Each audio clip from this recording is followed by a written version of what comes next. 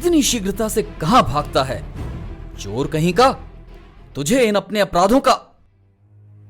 किस बात की प्रतीक्षा कर रहे हैं राजकुमार बाहुबली?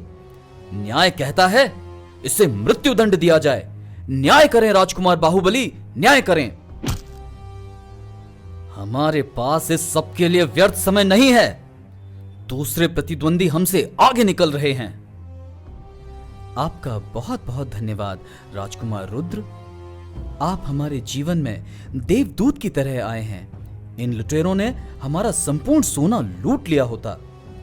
धन्यवाद राजकुमार रुद्र। इस नाटे भगोड़े ने अगर कुछ किया है तो बस इतना ही कि औंधे मुंह गिर पड़ा है। कुछ भी कहने की आवश्यकता नहीं है मित्रों।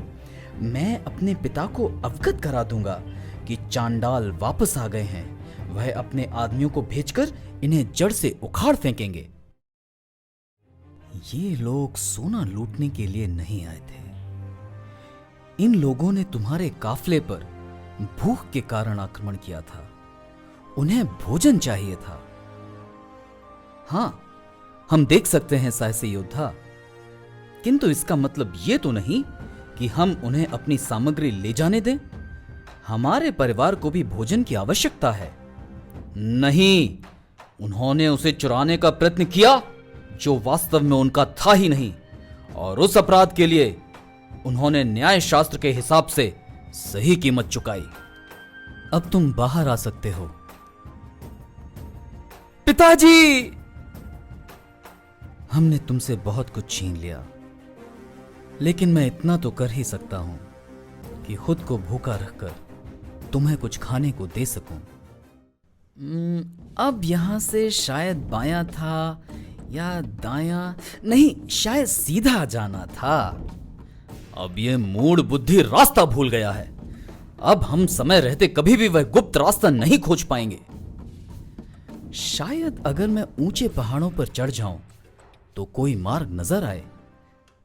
ये क्या है? तुम क्या कर रहे हो बाहु? मैंने कुछ देखा है।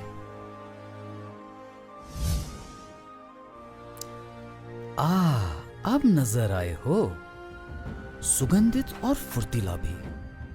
मैं उम्मीद करता हूं कि हमारी जल्द ही मुलाकात होगी, ए रहस्यमय अजनबी।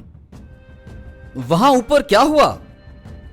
मैं पूरे विश्वास से तो नहीं कह सकता, किंतु ऐसा लगता है कि कोई हम पर नजर रखे हुए है।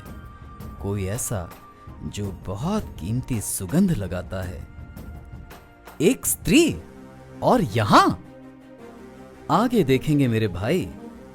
यद्यपि मैंने गुप्त मार्ग का रास्ता देख लिया है। चलो चलते हैं।